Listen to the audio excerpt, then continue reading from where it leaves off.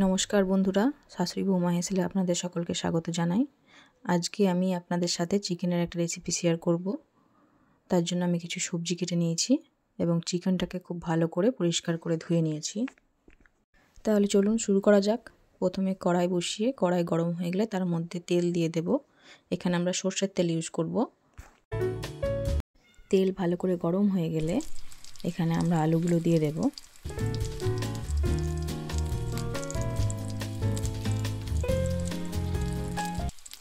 আলুগুলো এখানে উল্টে পাল্টে ভেজে নেব। আলুগুলো এখানে গোল্ডেন ব্রাউন কালার হয়ে গেছে, তার মানে আলু ভাজা হয়ে গেছে। চলুন তুলে নেওয়া যাক। এবার এই তেলের মধ্যে পেঁয়াজ কুচি অ্যাড করব। পেঁয়াজগুলো এখানে ভালো করে নেড়ে চেড়ে ভেজে নেব।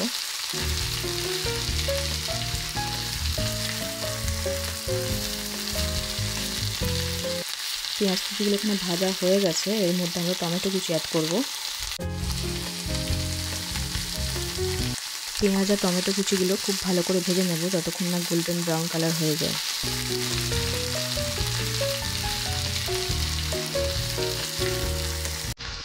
আমাদের এখানে ভাজা কমপ্লিট হয়ে গেছে। এরপর এর মধ্যে চিকেনটা অ্যাড করব।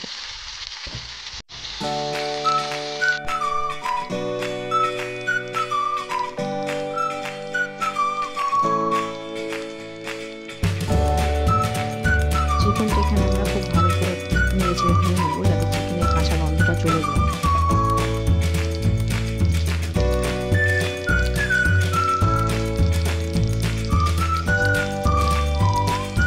চিকেনটা ভাজা আমাদের কমপ্লিট হয়ে গেছে। এরপর আমরা মশলাগুলো অ্যাড করব।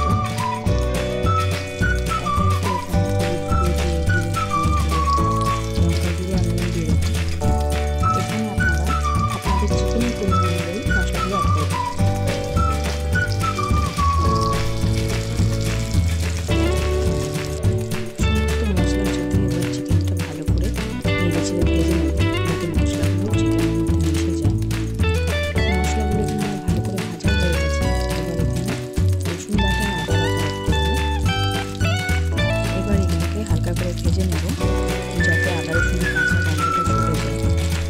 এখানে আমার ভাজা হয়ে গেছে। এবার আমি আলুগুলো অ্যাড করব।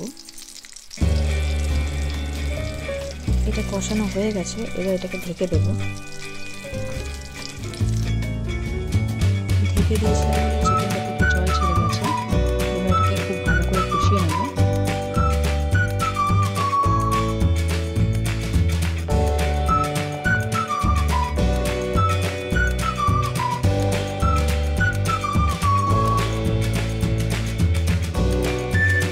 চিকেনের জলটা এখানে শুকিয়ে গেছে।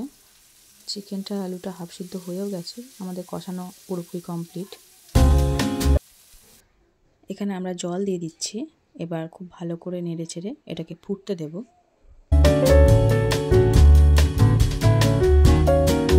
এবার আমরা এটাকে আবার ঢেকে দেব খুব ভালো করে সিদ্ধ হওয়ার জন্য। এখানে আমাদের ঝোলটা ফুটতে শুরু করে দিয়েছে। চিকেনটা খুব ভালো মতো সিদ্ধও হয়ে গেছে। এবার এখানে ধনেপাতা অ্যাড করব। তোমরা আমাকে কমেন্ট করে জানিও রান্নাটা তোমাদের কেমন লাগলো।